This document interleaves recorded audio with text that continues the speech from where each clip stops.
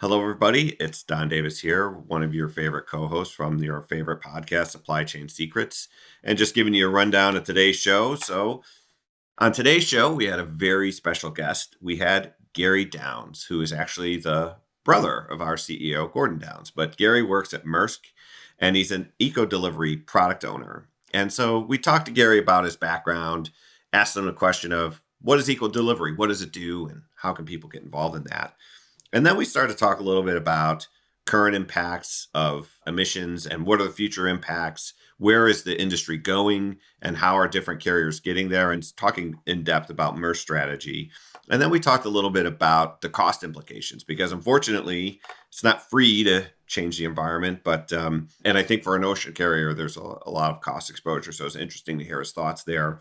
And then we talked a little bit about customers and how have customers been changing in this type of environment? What kind of actions are they taking? And just the spectrum of customers. There's some customers on the high end of the spectrum and low end of the spectrum. But what does that look like? What are those types of behaviors? And then we talked about different types of partnerships that shippers are having. I think you see some shippers are more innovative and they're really leaning in. But what are some of those things that they're doing? Then we talked a little bit more about regulation and what do you do as a shipper in this environment? And then finally, we wrapped up the show with our guest's favorite part where they get to play podcaster and ask Brian and I all the tough questions. So I think it was a great show. I think you'll really like it and enjoy the show. So give this one a listen. Talk to you soon again, everybody. Thank you. You are now listening to the Supply Chain Secrets Podcast with Brian Most and Don Davis. Well, hi, everyone. I'm Brian Most, SVP of Retail Strategy at NYSHEX and former VP of Supply Chain at Walmart. And I'm Don Davis. I'm the Senior Vice President of Carrier Strategy here at NYSHEX and former executive of Hapag-Lloyd and CMA CGM. And we're back again with our podcast, Supply Chain Secrets. Don, how are things going up there in the Northeast today? Oh, great. It is a balmy 30 degrees today. So I think we're going to get above freezing. So we're all pretty excited for that. Mother Nature threw us a little curveball. We were thinking like, winter's over. Everything's great. I got out my patio furniture. And then next thing I know, it's been snow squalls and freezing temperatures. So what are you going to do? This seems to be a reoccurring theme. Again, I think it's going to be in the 70s here today in the lower Midwest. So you might just have to come and try our office here in Northwest Arkansas at some point. Well, judging by how my extremities feel right now, that they're like ice cold, I could use some 70-degree temperature. It'd feel like vacation. It sounds like I could definitely go for that. And the last time we talked, the NCAA basketball brackets were kicking off. How are your picks doing? Well, I actually picked 2 out of the final 4 teams, so I was pretty excited for that, and we'll see what happens. Could be a good turnout, but just glad to be in the mix. And hey, it's been a fun tournament, so I really have enjoyed it. It has. Well, your picks have certainly done better than mine, but anyway, hey, look, I know you're as excited as I am today about the podcast because we have another great guest that's going to join us. I'd love to introduce Mr. Gary Downs. He's the product owner for Maersk Eco Delivery. And Gary's been with the A.P. Moller Maersk group of companies for over 20 years and has held a number of different commercial functions throughout his career. Also, full disclosure, if the name sounds familiar, he is the brother of Gordon Downs, the CEO of NYSHEX, and he's also a co-founder as well. So we're really happy to talk to him about some of the early days too, maybe at NYSHEX, later in the podcast. But Gary, welcome, and thanks for coming on the show. How are you today? Yeah, thank you for having me. It's a beautiful spring day here, so good to be here. And just for the listeners, where are you located? Well, I work in Denmark, but live in Sweden, so a little bit of both. 1 foot in each, you could say. Awesome. Well, that's great. Well, hey, look, one of the things that's great just for the listeners is to just know a little bit about your background, some of the things and the jobs you've had in your career, and then kind of what led you to the current role you're in today. Yeah, so I've been with Maersk for 20 years and have had the opportunity to work in Africa, Europe, and Central America. And for the last 7 years, 8 years now, actually, I've been working as a product owner. And as we have transitioned towards being a more product-centric organization, we have focused our efforts on building customer-based products. And this is now my fourth product I'm working on. And for the last 3 years now, I've been working as the product owner for Eco Delivery. Awesome. Well, hey, look, let's just jump into it. I'd love to hear more. What is Maersk Eco Delivery, and how does it fit into this larger sustainability strategy? We've heard quite a bit about it within Maersk and the AP Moller group, but I'd love to hear the bigger backdrop, and then how does Eco Delivery fit into that strategy? Yeah, I mean, Maersk is a great company to work for. And I think one of the really motivating parts about it is that we have really acknowledged the fact that this is a decade of action and climate change. The science is very clear. We need to do something about it. And as a company, we are a big part of that problem in that Maersk generates more CO2 than the entire country of Denmark. And that then is also a responsibility on us to do something about it. So Maersk is committed to very ambitious science-based targets and is working towards being a climate neutral company by 2040. So it's a very exciting organization to be part of. And in the last 3-4 years, it really has been a step change in activity and in how we've orientated ourselves as a company, and really are committed to focusing and delivering on that ambition. So it's a really motivating place to work, and we're very committed to this journey. And it gives me a lot of energy to get up every day and work with a huge range of fantastic colleagues that are dedicated to solving the issues, or these complex and exciting issues around decarbonization in what's considered to be a very hard to abate sector. So, I mean, we as a company are orientated towards that, and we have a huge amount of really talented colleagues working on these tasks. And we recognize our role in providing our customers and society as a whole with a company that has a low carbon footprint. And getting to that is a really interesting journey. And there's a lot of levers, of course, that have to be pulled in delivering on that ambition. It's, of course, there's regulation issues, there's policy, there's the actual vessels, and then there's fuel to drive those vessels. And then, of course, there's customers. And customers is more or less the lever under which the Eco Delivery product sits. Eco Delivery responds directly to a customer need, and that our customers demand of us that they want the opportunity to have a reduced carbon transportation option. And this is what this product achieves, is trying to satisfy that need, to respond to our customers' needs, both through the end consumers, but also as regulation is driving these requirements.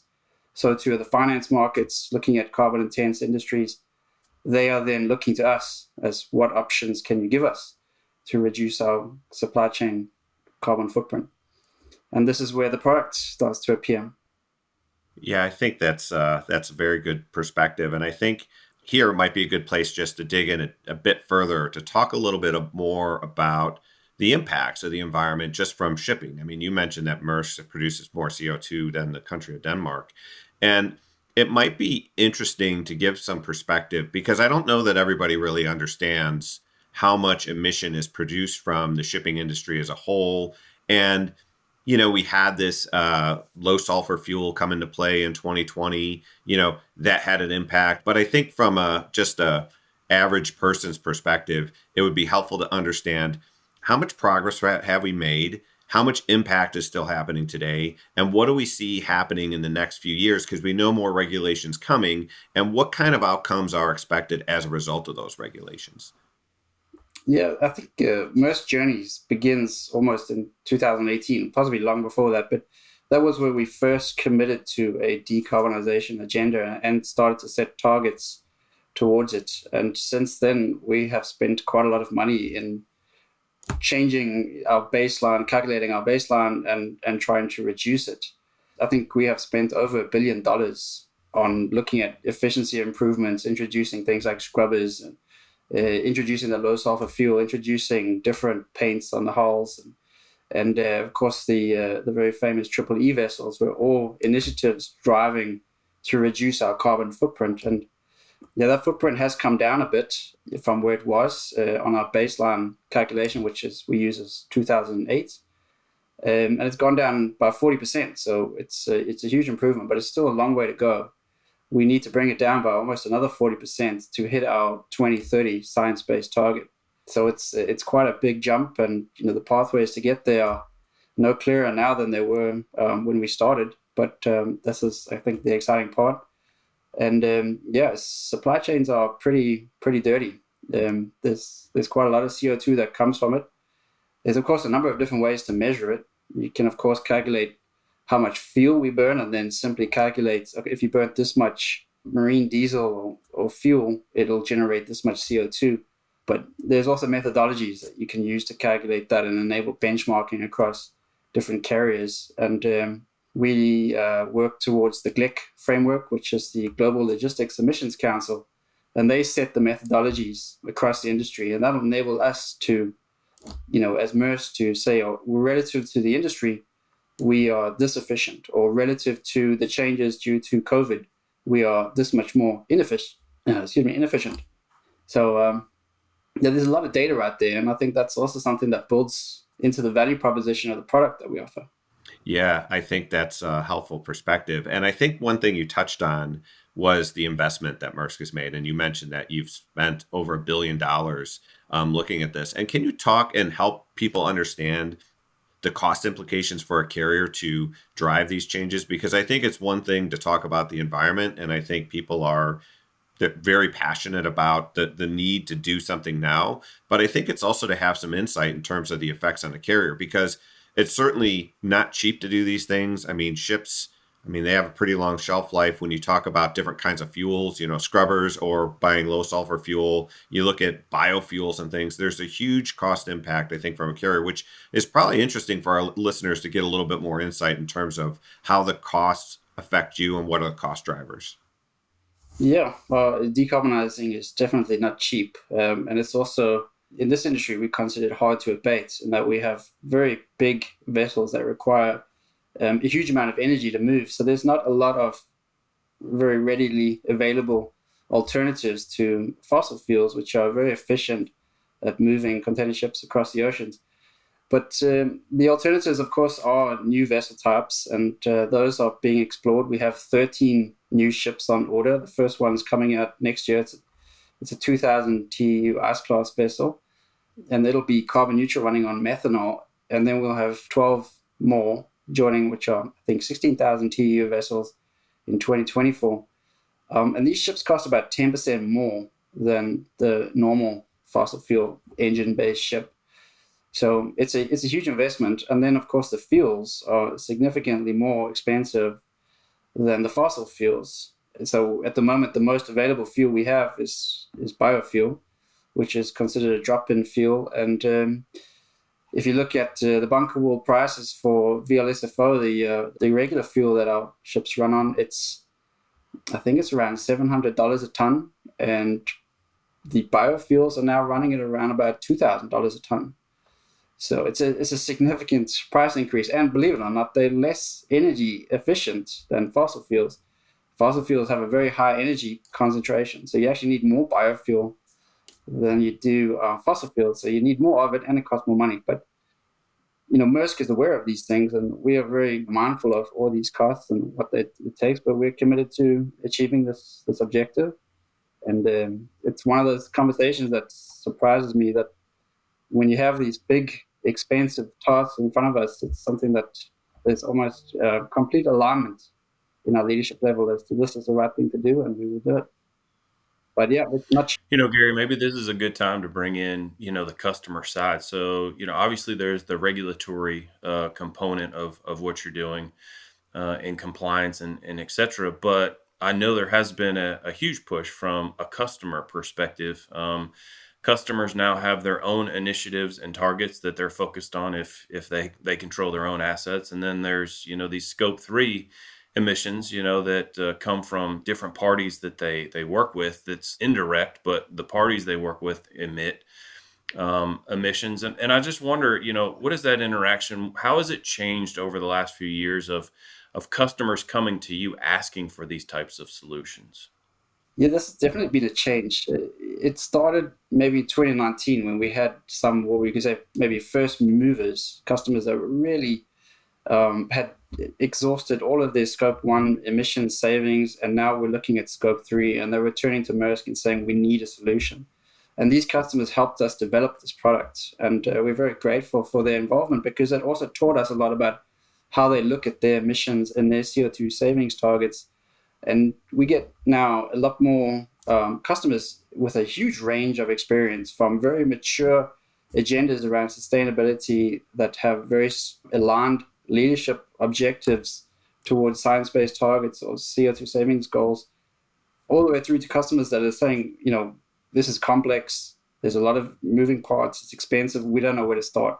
Where do we begin? And we've got that whole spectrum of customers, and we get to really take the knowledge that we learn from really advanced customers and pass those along. So I'd say we definitely see a step change in our salesperson's abilities to understand that sustainability can be used as a differentiator, and it can also help our customers to achieve their science-based targets. And our salespeople are leveraging this information that they are building, and they're leading the dialogue and taking these learnings and are seeing it improve year on year. We just see a huge and tremendous growth that our salespeople are now talking to customers not only about rates, freight levels, and transit times, and service levels and reliability, but they're also now starting to talk about carbon. And this is becoming a huge differentiator for us, and we see this as being as a strong competitive advantage that for us as a company to be relevant in 10 years from now is going to be absolutely necessary.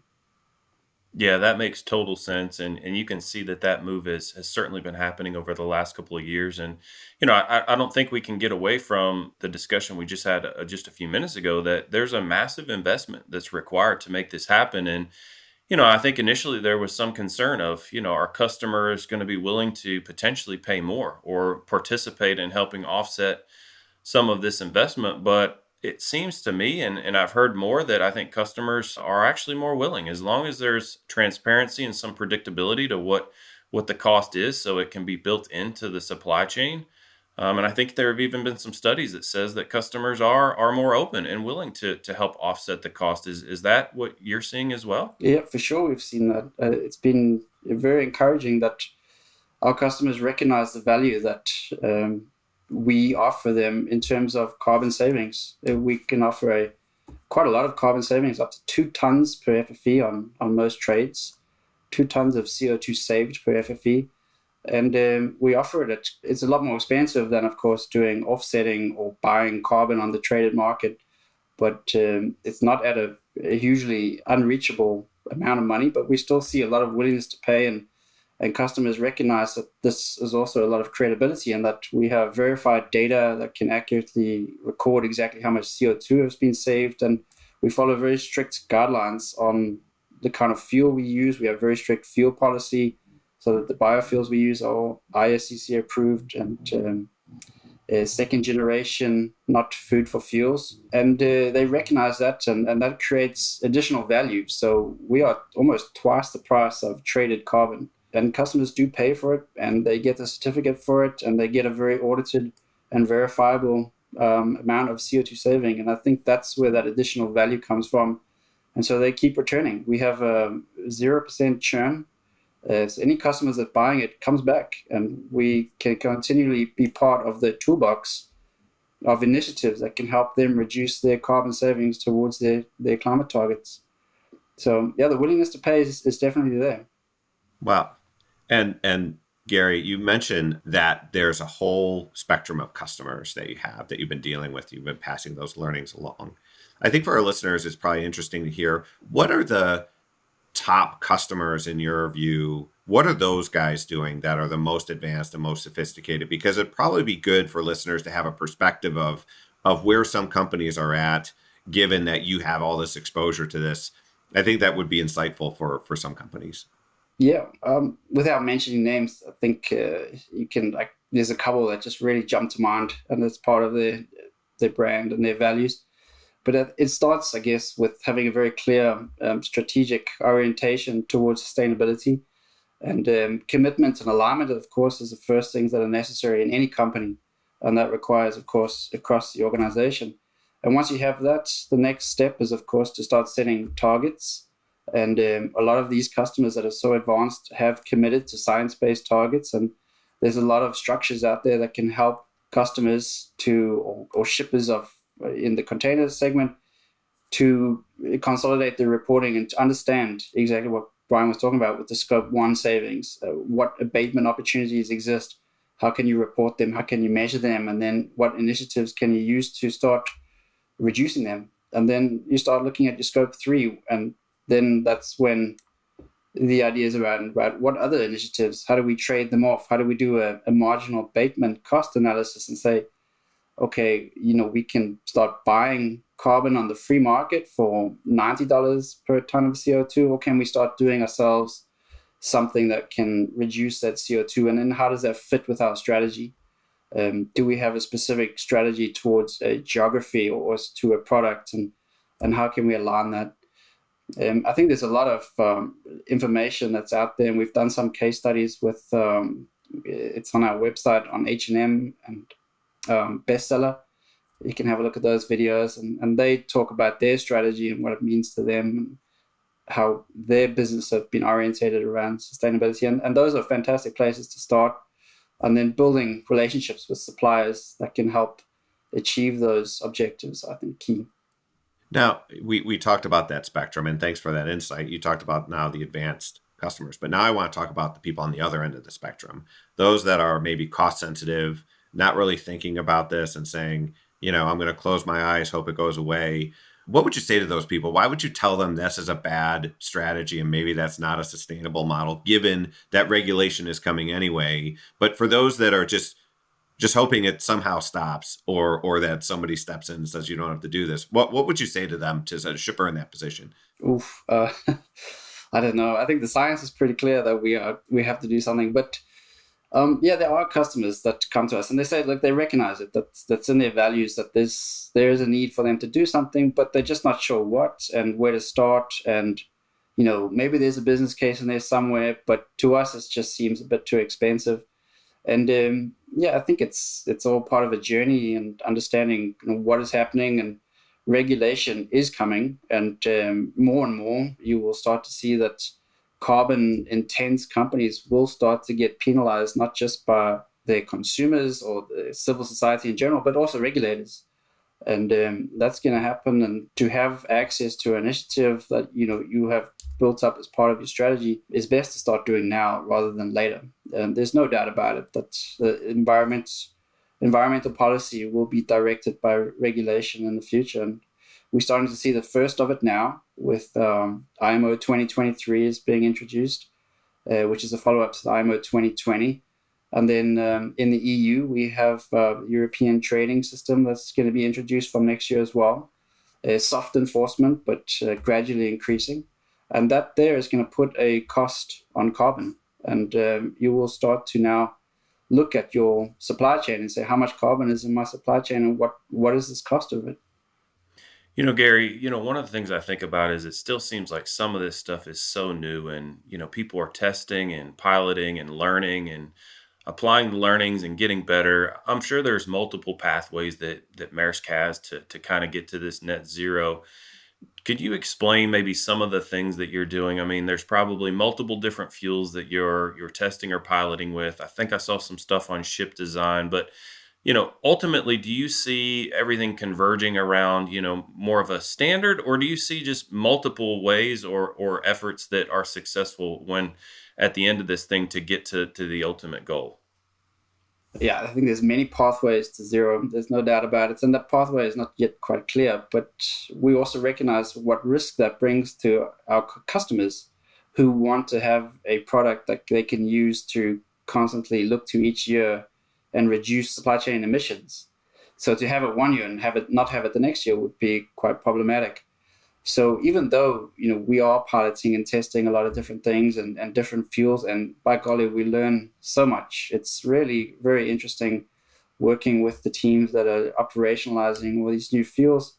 They talk about all sorts of different changes in the auxiliary engines, new filters, new pumps, and different parts of vessel engines I've never heard of. But there's a lot of exciting stuff. But what we are trying to do is, of course, maintain our offer, and that our customers can always use it. And so even though fuels will change, we will continue to be able to offer customers a green product like eco delivery, and that's the commitment we will continue to pursue to deliver. And then as we increase in maturity and understanding of what are the right pathways and how do we deliver on them, to start to increase the amount of CO2 that we can actually save from the supply chain and introduce green products. So it's on our target to have 100% green product supply chain by 2040. So a customer can ship from wherever in the world completely carbon neutral. So I think it's working towards that outcome. And how we get there, not sure, but we are doing one thing and one thing only, and that's going forward. I mean, it totally makes sense. But I think the cool thing about this area of business, as you said, even though it can become a differentiator for you in terms of your service offering, there still seems to be a lot of transparency and a lot of cooperation around advancements and learnings and sharing. Can you just talk about maybe some of the important partnerships that you have that are helping push this forward, and talk about this again? While yes, it's a differentiator, the ability that you have to kind of share information and work together, both with shippers and the rest of kind of the shipping community, to actually push these efforts forward. Yeah, it's quite strange in that sustainability is a very collaborative environment, and there's nothing that we're trying to actively hold back. All the information that we have and you share, we put up in the public domain as much as possible, and we collaborate with as many industry players and associations as possible. So the list is quite long, but the main ones are, of course, we're part of GLEC and Clean Cargo, and we are a carrier member of that, and we work with a lot of other carriers in defining the methodologies for calculating CO2 emissions.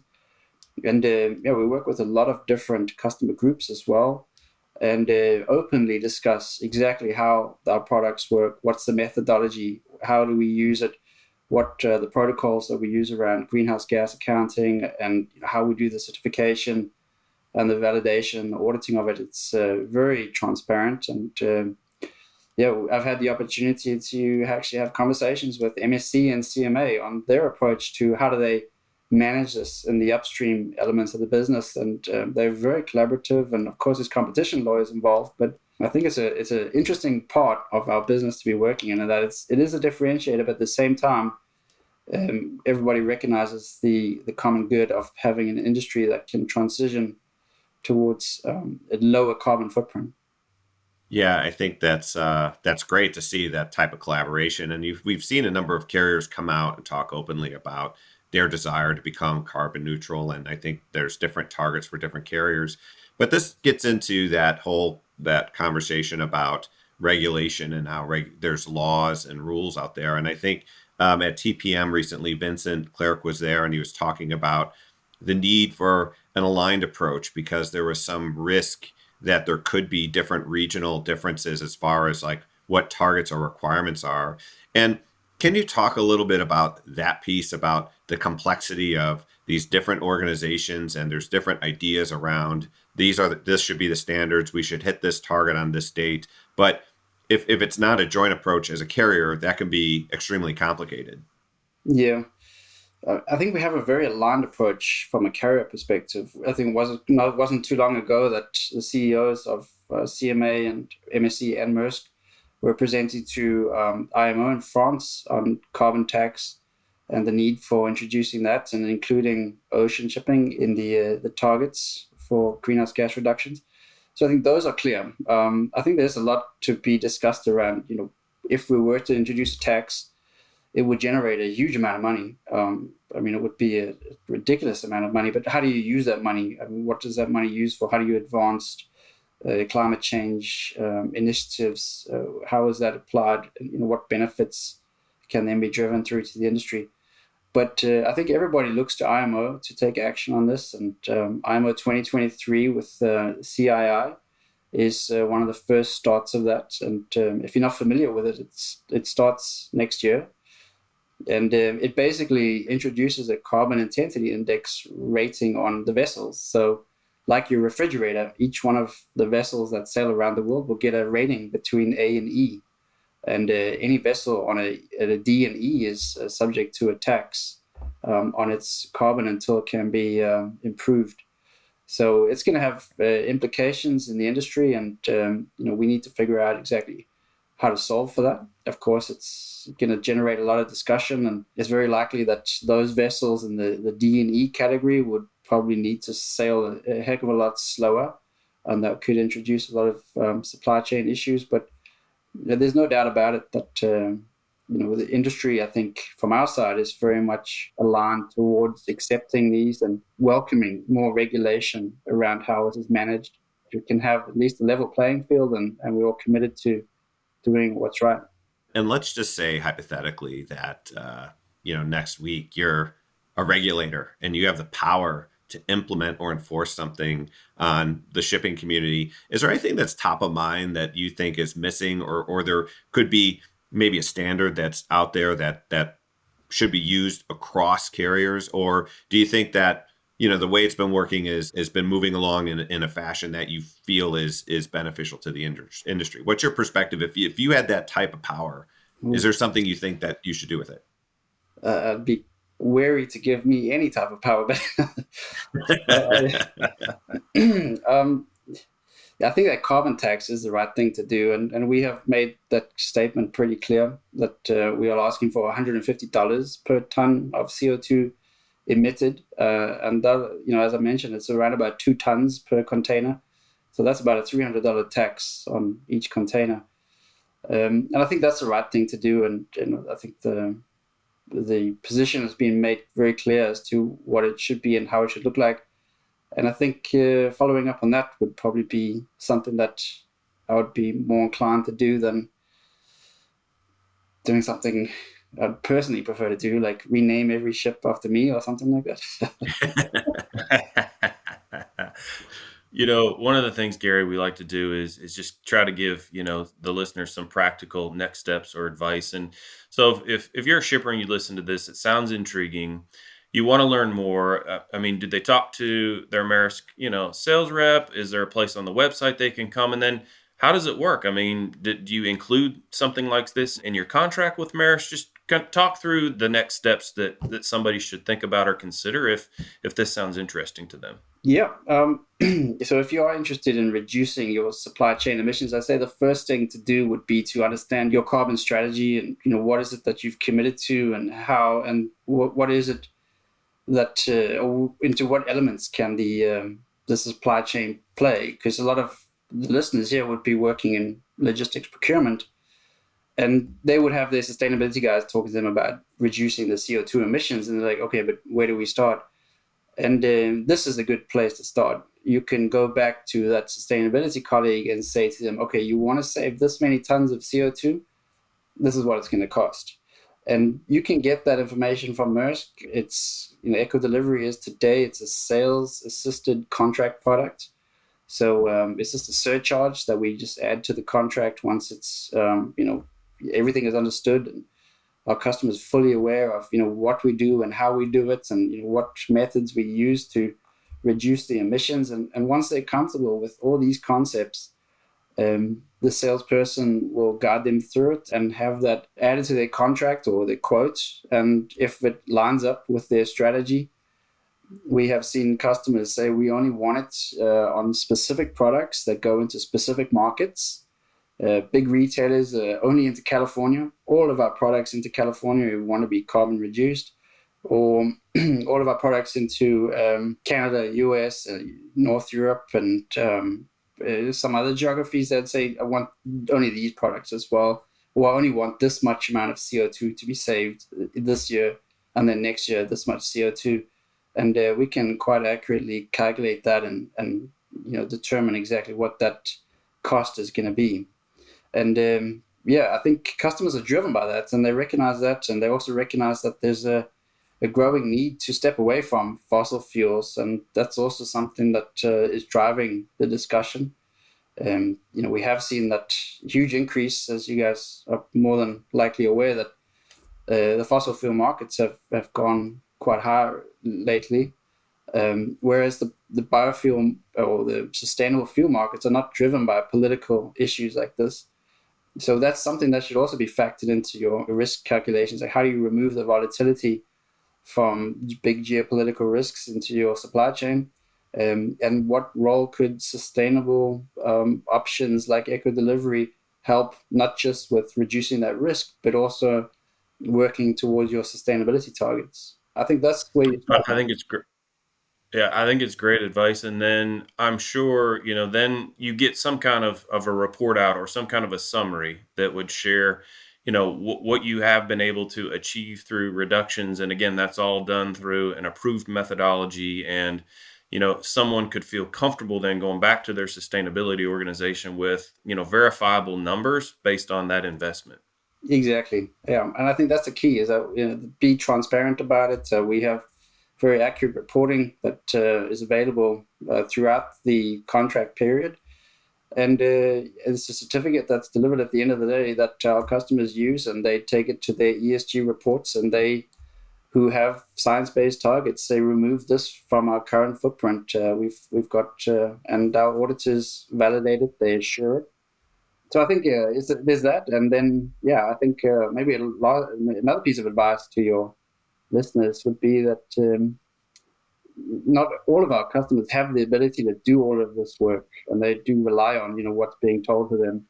And I think any offer that's not very transparent, or it's maybe too good to be true, really look at that with a second set of eyes, because that can be an issue. We're very worried about startups exploiting this space because it is expensive, and of course they can offer alternatives. And sustainability is a very new nascent area of work, especially within logistics. And I think there's a lot of opportunities to make a mistake. So you've got to be careful, really evaluate your options, and look for long-term solutions and partnerships that go with that. Because Maersk is at a very early journey, and recognize the value of customers committing to supporting us, because this creates the mass and the demand that helps generate the investments necessary to build the infrastructure that delivers these new fuels and these new opportunities. Gary, that's some great perspective, and I think our listeners, it's really valuable to hear how to go on that journey and how to start. But I think we're at a part in the show now where we're near the end, and this is usually our guest's favorite time, because we turn it over to you and let you play podcaster and see if you have any questions that you want to ask Bryan and I. I mean, we're almost professional podcasters. We've been doing this for over a year. Hard to believe, but true, that anyone let us do it for over a year. But anyway, I just want to see from your perspective, is there anything you'd like to ask either one of us? Yeah, as a product owner, I think it's a natural question to ask, is a lot of carriers are, the supply chains have been disrupted for quite a while, and carriers have been suffering from a lot of issues around, we're not delivering the best services, and, we're maybe taking advantage of the situation. But from your perspective, what is it that you see carriers out there, our competition, for example, that's doing a really good job in delivering value that goes beyond just the ordinary? Well, I mean, I think it's been tough. And I think that, first of all, I just want to make a disclaimer to say that I think there's a recognition that there's things happening right now in the supply chain that the carriers can't control. And when you look at the on-time performance and you see that you might be a top 5 carrier in terms of on-time performance, but your actual performance adherence is somewhere around 30%, doesn't feel that great. But I do think there's some carriers that have been able to, they have some service strengths where they've been able to get in and out of certain terminals and certain ports faster than others. That might be due to their terminal interests. It might be due to that they have a certain type of expedited service setup, and some of those things have worked.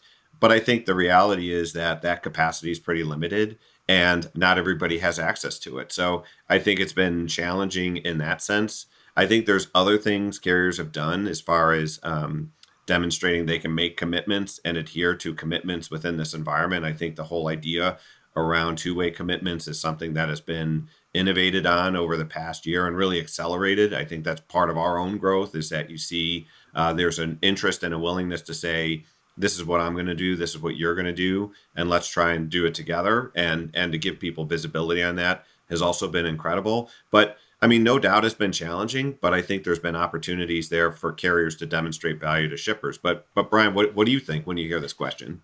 No, absolutely right. I just expand on what you said. So first and foremost, even though everyone recognizes that the challenges that are in the marketplace, this idea of actually making a commitment and standing behind it, knowing that, hey, there are going to be some things that are going to be out of the carrier's control. You're going to have to, emit certain ports, or there are going to be some delays that just aren't reasonable. But the things that a carrier can commit to, providing a piece of equipment, accepting a booking within allocation, loading it on intended vessel, assuming that the vessel, call is as originally planned.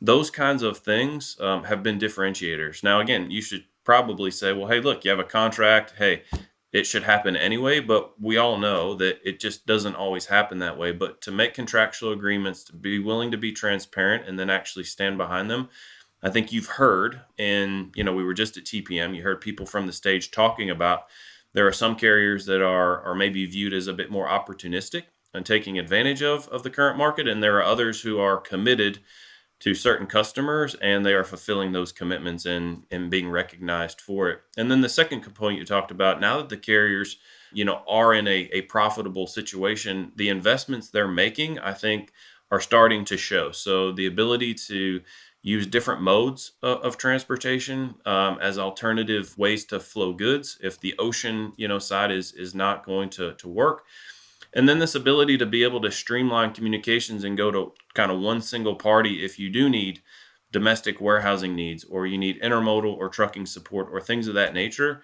A shipper used to have to go to multiple parties to try and get a solution like that delivered to them. And that's hard to manage when you're trying to manage 4 or 5 different parties for, to move one container. But if you can go to one central location and all of those things can be consolidated and streamlined to help you, I think carriers are now in a position with some of those investments to actually make good on that promise and deliver something beyond just an ocean solution. So again, still lots of obviously, work to do and improvements to be made, but I have seen some carriers make some really good strides. Yeah, interesting to hear. Maybe I have another. Any other questions? Yeah. Any other questions you want to ask? So maybe it's for you, Brian. I think from a carrier perspective, we're very interested in developing our value proposition to become an integrator and deliver services all the way, as you say, multimodal and also last mile. Quite interested in how some of the big retailers are starting to get into first mile, and is this a direct response to the supply chain disruptions we have seen, or is this a long-lasting strategy that we're going to see develop and become something interesting into the future? Yeah, I think with some of the larger, more strategic customers, this has been part of their roadmap, right? Over time, is to say, how can we use some scale or some of the things that we have at our disposal to create, again, a competitive advantage for us if we're able to use that scale to get better predictability, better service levels, or better costing, being able to kind of do that ourselves or insource it ourselves. So I think there's just a natural kind of movement across the supply chain if you have size and scale to do it. I think for the majority of the market, though, to your point, I think it's just around volatility. It's around saying, are there things that we can control that help minimize the volatility? Because when you start to now say, as a retailer, I am carrying, expensive inventory in some cases for 6, 7, 8 weeks longer than I did before, even if you can shave a week off by managing or insourcing or having direct oversight for a small portion of the supply chain, and you get that kind of a benefit, it can still be significant savings. And so I think there's kind of this cost benefit that's going on. Also, just this recognition of what are the resources it takes, right, to manage a piece of the supply chain or have a more direct oversight. And again, is it going to result in overall, benefit to our supply chain? And I think those are the calculations that customers are going through. Without a doubt, Gary, more shippers today are looking beyond just the ocean component from a costing perspective. So again, more of this end-to-end kind of solution that they know there are going to be trade-offs at certain handoff points. But if the trade-off gives an overall better benefit for the total cost, some of those trade-offs are being made. Whereas before it was a pure focus on one part of the supply chain, maybe just the ocean freight. and not compromising or not considering the impacts that it might have on other pieces of the supply chain. So we certainly see, shippers now looking at a much broader perspective than they were in the past, which again, I personally think is a really good thing. Definitely. And interesting for us. Maybe just a last question is sustainability an issue that you're hearing from your side as well? And how do you articulate the NISHEX approach with reliability in delivering on that? Yeah, without a doubt, more and more customers are talking about how they can incorporate these sustainable goals because, as you said, logistics teams are being pushed now by other stakeholders or shareholders within their company to help achieve, these broader initiatives. And so this idea of bringing predictability or removing volatility and being more efficient with your operation is something that's been very, very attractive. And so if you can be very clear in terms of the commitments you're making and you have a high degree of confidence that those actual commitments will play out the way you've expected or modeled, that's a huge benefit because, again, it's something that's much more predictable and planned versus you had plans to move a container via one mode of transportation, which you thought was going to be the lowest cost and the lowest emission. But because of the unpredictability or because a commitment or a contract wasn't fulfilled, you had to switch modes to say something like air freight, which is obviously multiple times in cost and multiple times in emission, or an inefficient routing that had to connect 2 or 3 times before it got to the final destination. That predictability and things that the committed agreements are bringing with a much higher degree of confidence are an advantage to our members. Yeah, I don't have anything really to add from that perspective. I mean, I'm mostly dealing on the carrier side. I will say that it is something that we definitely hear about more from our members. And I mean, it's hard to avoid, right? I mean, you hear regulation is coming. I think it's something that people talk about. They talk about different kinds of impacts. So it's certainly top of mind. But I think what's really cool to see is that there's people that are more interested to be ahead of the curve than just adhere to the regulation. And that's pretty exciting. And it's exciting for us to play a role in that. So, Gary, well, thanks a lot for coming on the show. I think it was a great show. Terrific insights. You've been a terrific guest. I think Brian and I have had a good time. And for those listening, thank you for listening. Don't forget, rate us, review us wherever you find our podcast. And we'll talk to you again soon. Thanks for listening, everybody. Thanks for listening to the Supply Chain Secrets Podcast. Make sure to subscribe to the podcast on your favorite podcast network.